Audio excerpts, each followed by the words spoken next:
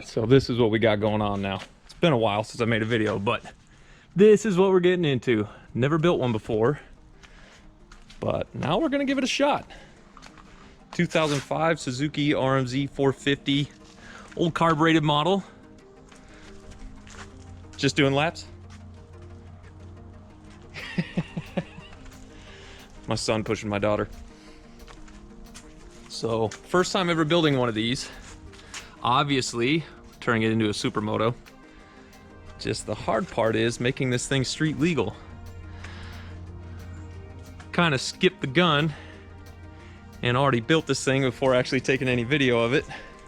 Got it pretty well assembled right now, engine in, new clutch, a little bit of goodies. Couldn't help myself. So now, we're gonna go ahead and put this carburetor on.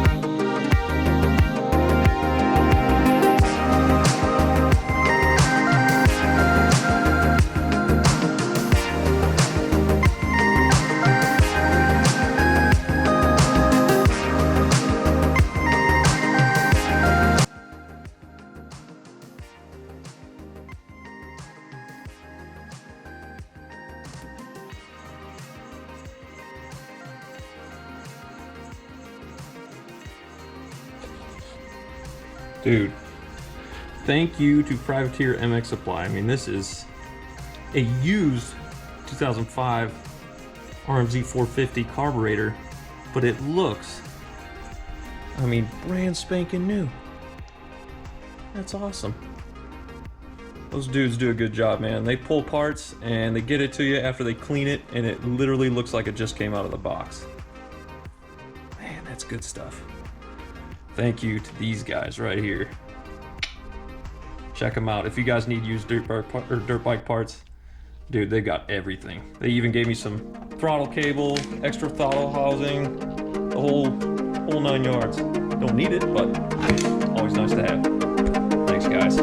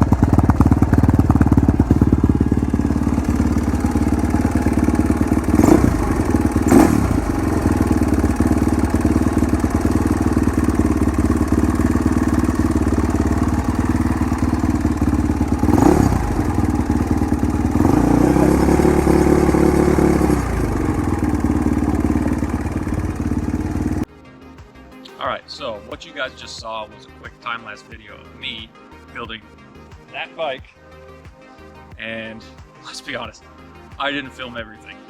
I didn't want to have the camera on 24/7 for the last 3 or 4 months that I've been building this thing, because let's be real, you guys don't want to see all that.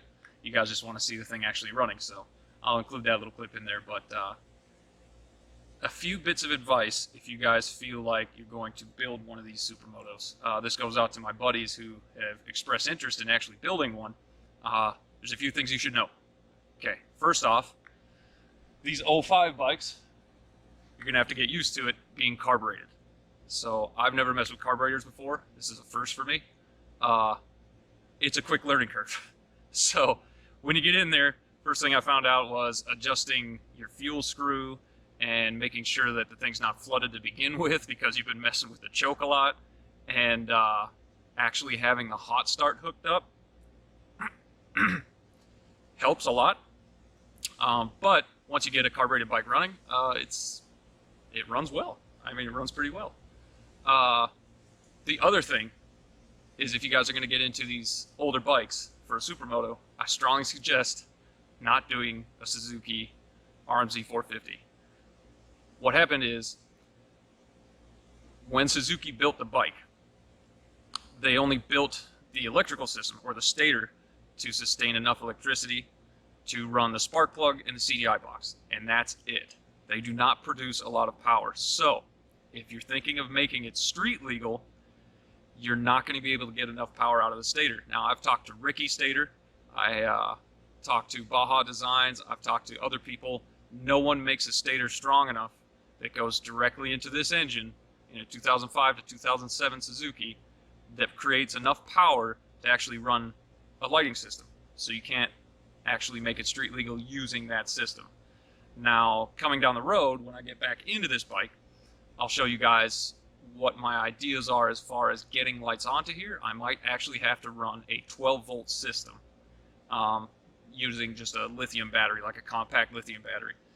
It might work, it might not. When I talked to Baja Designs and Ricky Stator, they said in theory it should work, but we won't know until I actually try it. So I'm going to try that, and I'll bring that video to you guys and see if I actually was successful or not. You'll know.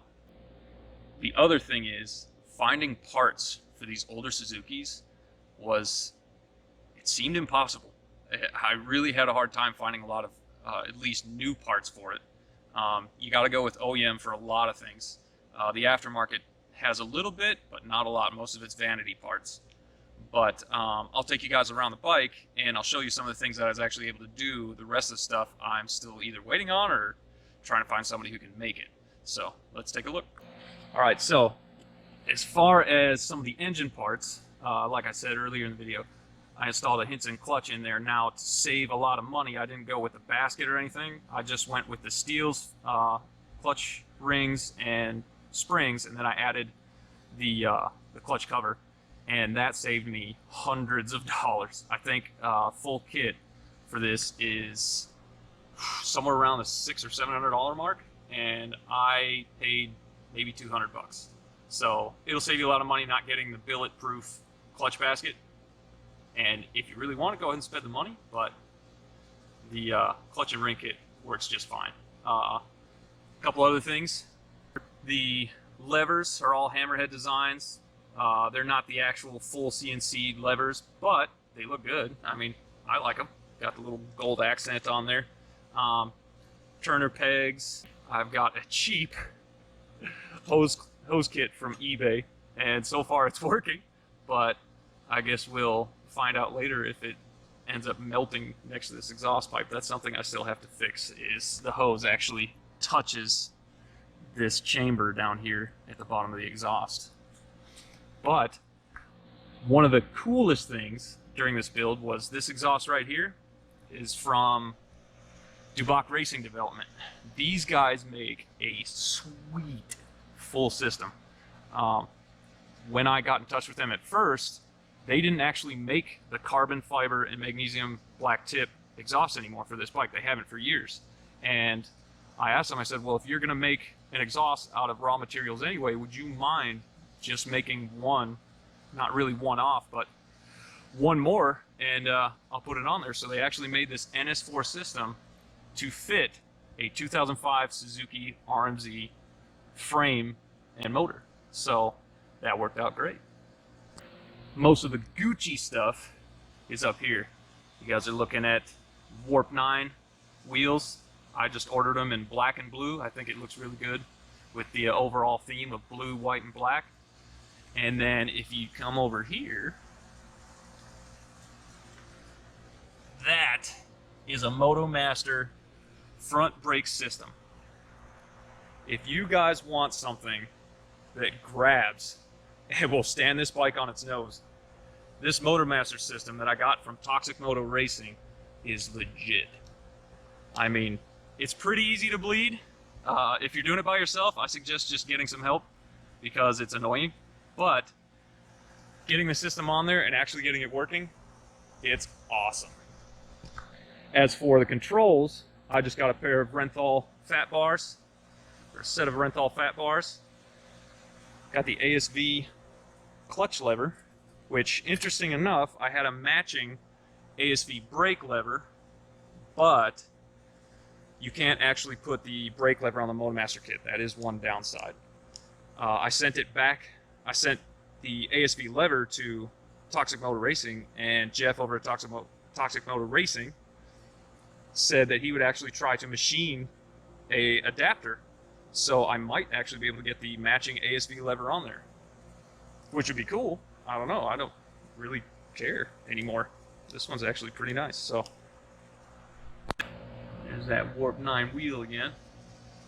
I went with a 160/60/17 tire on here, and I'm going to tell anybody that feels like they want to build another bike like this, it is tight. I mean, there is barely any daylight between the swing arm and the tire itself. So I stuffed quite a bit of tire underneath there. I would suggest going with something just a little bit smaller if you're a little bit nervous about that. But it seems to work fine, so go for it. Another thing, word to the sponsors, IMS actually made the 3-gallon tank that I have on here, and it fits really well, actually. I was surprised. I thought it was going to have some fitment issues, but it fits amazing. It bolts up. They've got their own little front mount here. Everything else fits right back in where it should, and it actually has clearance between the top of the head and the bottom of the tank. As for Privateer MX Supply, those dudes have given me just about everything I needed that I couldn't find anywhere else. They have it. It's in stock. They ship it. Comes from California, I think near Temecula, pretty sure. And they've shipped all the hard-to-find parts to me because they just seem to have everything I needed. The carburetor, for instance, which is in the video, was top-notch. I mean, I thought it was brand spanking new out of the box. As for Motorsport, those guys have an awesome OEM hardware section, or basically OEM parts for the entire bike. It's like looking through a service manual, and they have everything in there. Now, they won't always have everything in stock because the Suzukis are just running out of parts and they don't make them anymore. But motorsport.com had everything I freaking needed. Now, on the back, I went with the Renthal chain and a 47-tooth sprocket. Now, what I ran into with these old motocross bikes is they only have a 4-speed gearbox. So there's only 4 speeds to choose from, and they're extremely close ratio. So you're only going to get maybe 55 miles an hour tops out of this bike, and it is screaming. And that's all just because of the 4-speed gearbox and the tight ratios. That's what you're going to get. So you're going to give up your highway speeds if you build a bike like this, but it is a ripper. 47 teeth down from 50 in the rear gives you a little more top end, but it doesn't take away from all your bottom end. So it's actually a lot of fun to ride. Anyways, there's the bike, guys. A little bit in depth. One other thing I did do is I sent the rear shock out to factory connection, and they actually resprung it and revalved it to me for my weight. I went a little bit light on the spring, but that's just because that's all they had. Otherwise, it would have been an extra $200 to get a different one. So I have a 5/8 spring on there, and it's revalved for Supermoto riding, actually. So it should be nice on the road, and so far, up and down, it's been great. I can't complain. Anything you guys need done for suspension work, I say send it to them. They've got offices, or they've got locations east and west coast, and they do awesome work, and it's a 3-day turnaround. That was awesome. I sent it to them. As soon as it got to them, literally within 3 days, I was putting it on the bike. I know the video doesn't have a whole lot in there, but maybe next time I'll remember to turn the camera on a little bit more. Anyway, thanks for watching. I'll bring you guys another video eventually, but it may be a little bit because I'm moving to Arizona, so I'll have to spend a little bit of time away from the camera, but catch you guys next time.